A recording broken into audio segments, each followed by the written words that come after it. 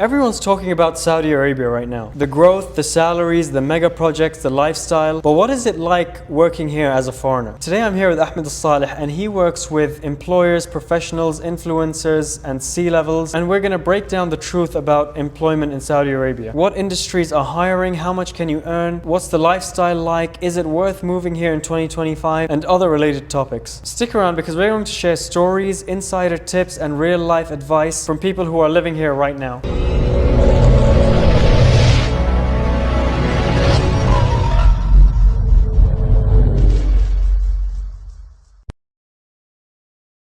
So Ahmed, thank you for being with us here today. Appreciate you coming over. Thank you, sir. So what's the reality of working in Saudi Arabia today? What's changed in the last 5 years? So, honestly, thank you for this question. We are the fastest developed country as we speak in regards to the past 5 years. Personally, I think that we're moving on a very quick pace. I could say light speed. We are working daily and even hourly as well. You're talking about 8 to 12 to 16 hours a day.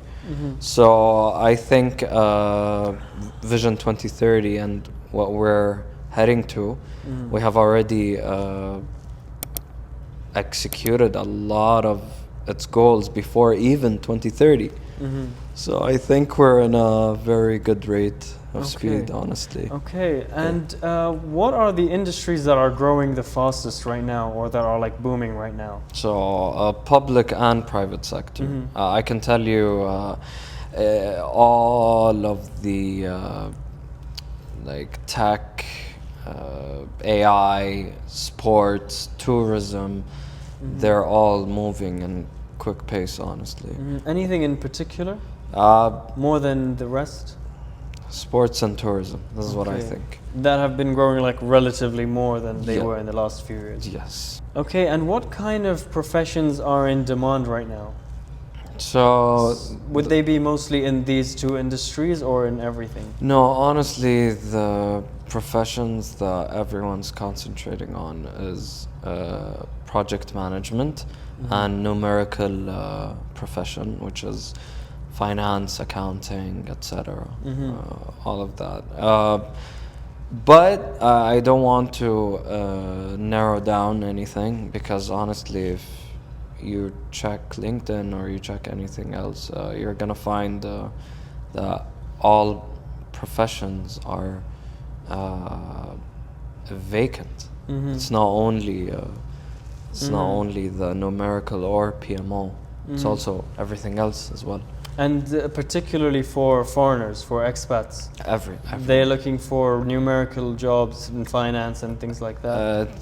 There's nothing specified. Everyone's welcome. This is what we're seeing right now. And what are like the salaries and benefits? Like, what kind of lifestyle can someone expect who's coming from abroad? Like, what are like the realistic salaries for people who, like, let's say people in their 20s, 30s, 40s, 50s. So you have like entry level, you have mid-career people, you have maybe C-suite executives who are trying to find work. So age doesn't matter, and it's only about your expertise, and each sector is completely different. We're talking about like salary ranges from 6,000 riyals until like 14,000 riyals.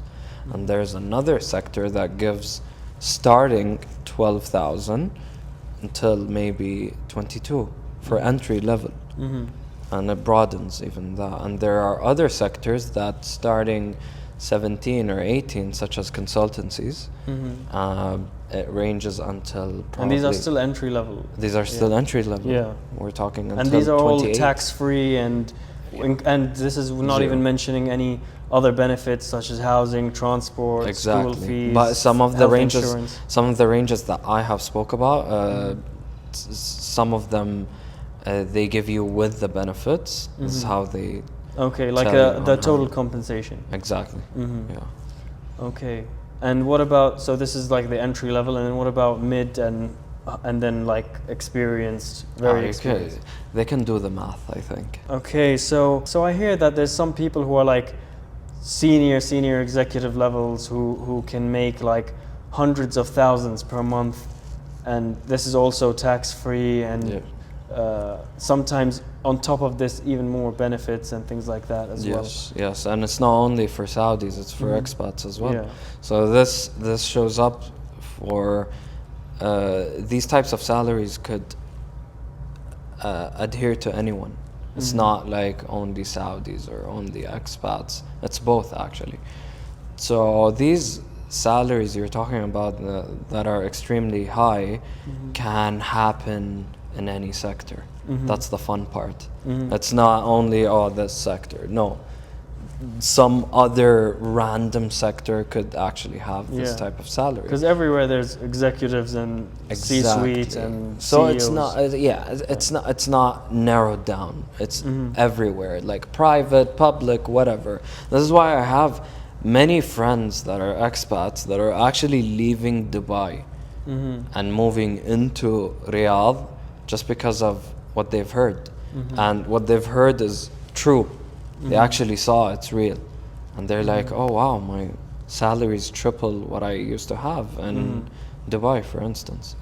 So yeah. So does the cost of living in especially the major cities match up to these entry-level salaries? Like even if someone's earning on the lower end of the scale, like 6,000, 8,000, 10,000? Yes, it actually does match, and it basically depends on your money management skills. And your lifestyle requirements. And your lifestyle. There is no income tax. Yeah.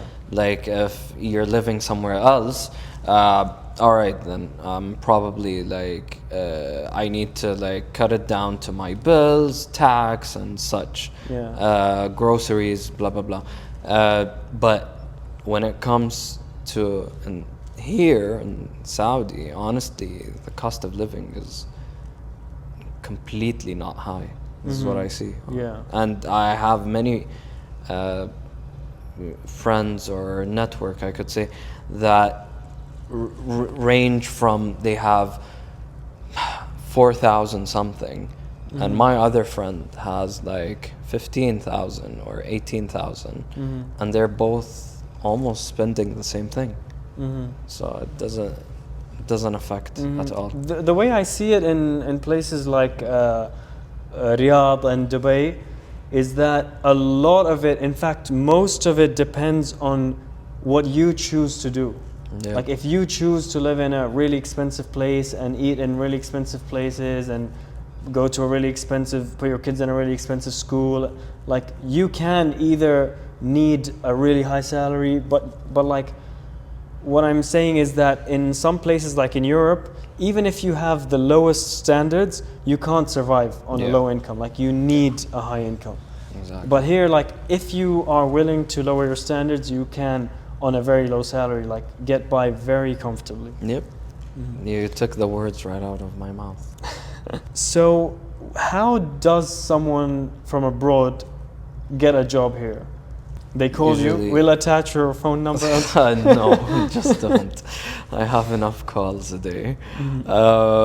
So basically, like what are the best platforms to use? What's like the visa process? Honestly, what you need to do is find recruiters. This is what I do with my friends that are abroad, that come from Albania, San Marino, Italy, my friends from such as where there's this one country that's completely Malta. There you go. So like it's not so obscure. Exactly. So my friends, honestly, they ask me because they're interested. Imagine like they know about Saudi Arabia, which is, I mean, there's we see adverts of Saudi Arabia in like London, Paris, the main cities. Whatever. That's like, normal. You see adverts of I don't know, like the Saudi some sports event or metro or I don't know. Like all sorts of metros, things underground, New York City. Those are the main cities. But what the calls that I get are from very different places that no one goes to, or some go to, but like Saudi Arabia is very like on the map now. Yes. And they call me and I'm like, oh wow, then let me hook you up with a recruiter, and then I introduce them and all that. And the expats should do the same, should find recruiters. LinkedIn is quite good, honestly, because HR here in private and public sectors, they're very in-depth to LinkedIn. So it's not vitamin W anymore or wasta.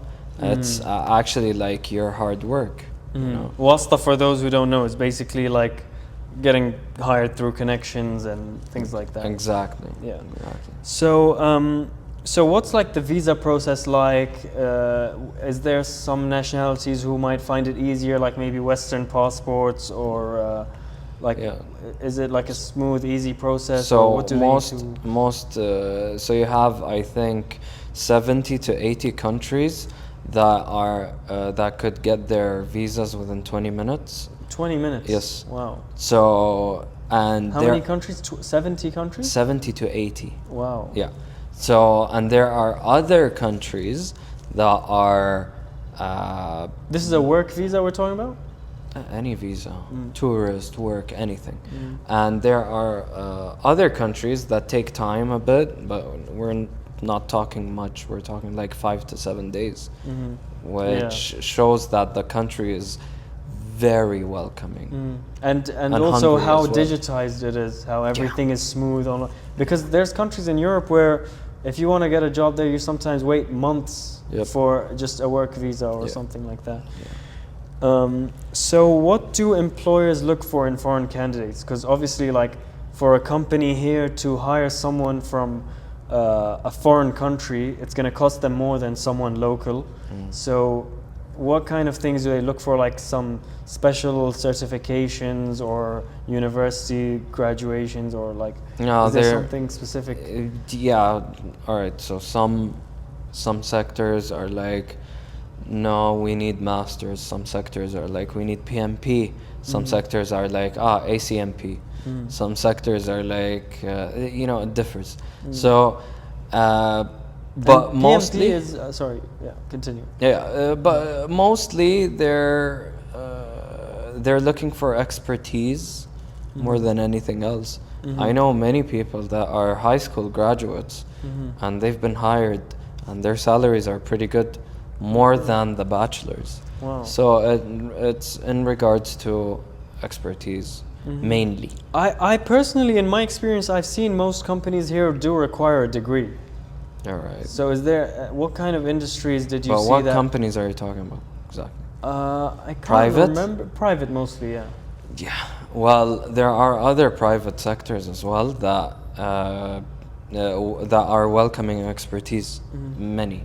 Do you know any specifically? Yeah, but I cannot mention. I would love to mention, but it's very hard to. So how can people find these jobs that are not requiring a degree, like through LinkedIn as well? Yes, it's all through LinkedIn, mostly connections as well. Like, it's not wasta, but networking is normal. useful. But like, even if you're an expat, you live in Malta, for instance, you don't know any Saudi, just connect with any Saudi, message them through LinkedIn,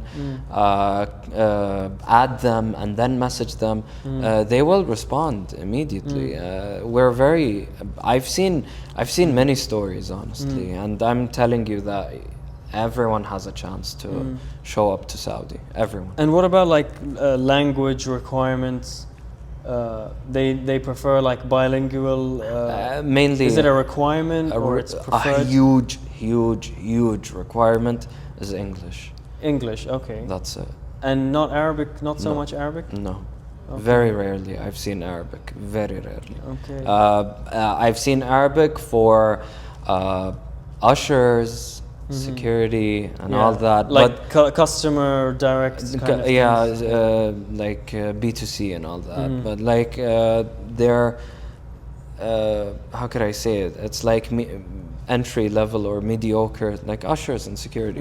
But they do require Arabic and English sometimes. Even our guy behind the camera as well, they honestly take him for his trilingual language expertise. So it differs, but mainly what we're focusing on is English, honestly. So it's not Arabic. Everyone's welcome. Just learn English. I'm very sure everyone has English in this world. Yeah. Many. So what makes someone succeed or fail in Saudi Arabia? Wow, that's a broad question. Like, how, if someone has just moved to Saudi Arabia, how can they fit into the culture, adapt to a new country that might be very different from like their home country, for example? Like, how are the people here for like someone who's new? So there are, honestly, Do you have any stories from people? many, but like I don't know if I could pinpoint an application. But I know many applications that are for it's like for new expats that showed up to Riyadh or Jeddah or Khobar, and they basically use the app to meet people randomly. It's a very good app, and I think they can search it. And they would usually meet like Saudis or other expats? No, all or expats. it's all just expats? Yeah, it's so they very can meet good. people from no, their not only home expats. It's country. like Saudi and expats. It's very good, honestly. So I have many friends from Jeddah. They go to Riyadh and they're new. They don't know anyone, and they're locals. They're like Saudi, but like they don't know anyone in Riyadh. So they use the app. For instance, for expats, they use that app as well. But like, I don't want to talk about apps only. I can talk about like another thing. My social places. Yeah. many cafes and all that. But my, for instance, Italian friends, they were super lonely when they first show up from Dubai. They don't know anyone. So what they started to do is they started jogging around Ulayya. They just jogged. The main road in the city center. Exactly. So they have there are walking stations there. So they just walk and like randomly meet people and talk, and everyone is super welcoming. So you as an expat or as a new person that showed up to the city, it's not only Riyadh. I'm talking about even Hayel. Hayel, which is like not many people know about the city, but like even if you walk there, you're gonna find many people that are welcoming, and you're gonna have many new networks. And you'd also maybe end up learning some Arabic, because they like to teach everyone their culture and let everyone try their food. And and all these, a lot of expats or even people visiting Saudi Arabia, you see them online saying that they came for like work or for some event, and some Saudi guy who they don't know like invited them to their house for dinner and took them out somewhere. Literally. And they don't know each other. Yeah, it's just like connected. So what are some common misconceptions about living in Saudi Arabia? So in the past, a lot of people have had misconceptions about like that it's too strict here and you can't dress a certain way and you can't say certain things. Like, how true is this, and how difficult is it for an expat to like adapt to the rule? Every country obviously has its own set of rules and culture. So how difficult is it for someone to adapt to this? No, it's completely the opposite of what you're saying. I think we are very how can I say? I don't want to say the word welcoming. We've said it a million times. So I could say that we're completely flexible. It's exactly the opposite of what people are thinking, honestly. This answer could be very long. We could talk for hours about it, but I'll just shorten it for like everyone else, honestly. It is completely the opposite of what you think. This is what I could say. It's not what I think, I'm just telling you like... No, they think. That's what I'm saying. Okay. So what about women, especially expat women who want to work in Saudi Arabia? How is life like for them here, and is like working here in is it a mixed environment, and do women get the opportunity to go up the career ladder and to get like senior roles? Yeah, yes, women can get up the ladder quite easily actually. We're very equal. That's what I could say. And mixed work environments are There common are, now? everything is mixed and it's completely normal. I could say that even some of the sectors here, there are 80% of women working in one of the sectors. Wow. Do you know which sector that is? Yeah, but I cannot mention that. But like, it's very interesting, honestly. So yeah. I've even noticed that there's a lot of women now in senior roles, like managerial roles, executive roles. Yes. In some sectors, I've seen that like some things are like dominated by women. Exactly. They're, like, And there are mainly ambassadors. There are of ambassadors. major companies as well. Yeah, and there are ambassadors that are women right now. So The ambassador think- in the United States yeah, is American. Princess Rima, she's amazing. She's amazing. So I think everyone needs to know that women have many chances in Saudi Arabia. So what about remote work and freelancing for expats? So can expats get remote jobs here, like working from home or hybrid? Honestly, this is a very, very big topic. I'll try to narrow it down. I've seen many consultants in airports. Every time I travel on a Thursday, or probably on a Wednesday even, Thursday, Friday in Riyadh airport, and I have seen many people with suits that are working hybridly or remotely. I have even spoken to Why are they one in the of airport? In the airport 'cause they're- office, you mean? No, in the airport because they're traveling back home. Oh, okay. That's why. So they come here for like a 2 hour meeting or something, go literally back. 2 hours or 3 hours, and then they go back. I spoke to one of the consultants there at the airport. He had a flight back to I think it was the UK. We were speaking. I was quite interested, honestly. I have this thing that like I like to go and just talk to the person, and I literally, and if he's welcoming, I'd stay. If he's I know not, that you like to talk to people. exactly. So so I just went to him and I was like, This is how you network. yeah, you need to be a bit outgoing, I think. So what happened was I spoke to him and he's like, do you know that 4 or 5 of my team members, 2 of them are here right now and 3 of them are in Jeddah? I'm like, that's very interesting. So like, what do you do? He's like, we consult. I'm like, okay, and like, do you work remotely or do you work hybridly or what do you do? And he told me that 90% of consultants work hybridly, and he said 10% that stay, and right now it's like a snowball effect.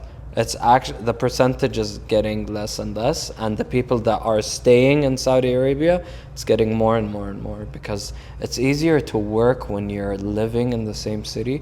So So the people who are working hybridly or remotely are choosing to just stay. Yeah. Instead of working from... And it's snowball effect. And by working from home, you mean working from their home country, not from their house. Yes. Okay. So, and it's a snowball effect. People are actually moving here because they kept showing up every now and then, and they started feeling comfortable. Yeah. And actually feeling like, I think I can stay here. And the weather in Riyadh is actually pretty good as well. Like, it's not as bad as like Dubai or coastal like Jeddah or something where it's humid and hot. Completely like humid. here it's hot, but it's hot. dry, so it's much more bearable. Yeah, but like... and when it's not summer, it's very nice weather, like very pleasant. You need to know that the people that I know, each consultant has a different outcome. Like some consultants want the beach, some of them want the dryness, some of them, oh, I don't mind humid. So they actually work in Khabar. It is or good for your Dhahran. skin. It is good for your skin, yeah. So some of them actually work in Dhahran for Aramco, for instance. Some of them work in Riyadh or NEOM or in Jeddah. So it differs from each person, honestly. There is no right answer into this. But what could I tell you is yes, it is a snowball effect. People are actually feeling at home in Saudi Arabia, in any city. We're not like downgrading any other city. So from your experience with expats, how have they found bringing their family over to Saudi Arabia? Yeah, they're actually very happy. Like, how do they find the costs of living for a family, school fees, health insurance? Yeah. How do they find this? They find it very comfortable, actually. They don't Do their see employers it. take care of them? Yes. And they don't see it as... They don't see it as an obstacle? they don't see it as an obstacle. And Saudi Arabia, honestly, is family friendly. And I think many of my friends have seen that it's not an obstacle. It's more than a comfort, actually. This is what they're Added seeing. benefits. It is, Yeah. yeah, thank you. It is an added benefit. And they see that many opportunities are here for their children also. And even for their wives or husbands as well. So And it's a safe environment for them to be raised. completely, Yeah. completely. So they're very comfortable, honestly. I think it's the best, honestly. And it works out financially for them usually? Yes, yes, it does. Okay, Ahmed, thank you very much for your time with us today and all the value you gave us. Is there anything else you would like to add? No, honestly, thank you for you and thank you for watching and listening. Yeah, I think that if you have any doubts or questions regarding you showing up into this country, I think there is nothing to fear or doubt, honestly. So yeah, thank you. Great. All right, guys. Don't forget to like and subscribe and comment your thoughts below. And we'll see you in the next video. Thank you Bye-bye. so much. Ciao. Thank you.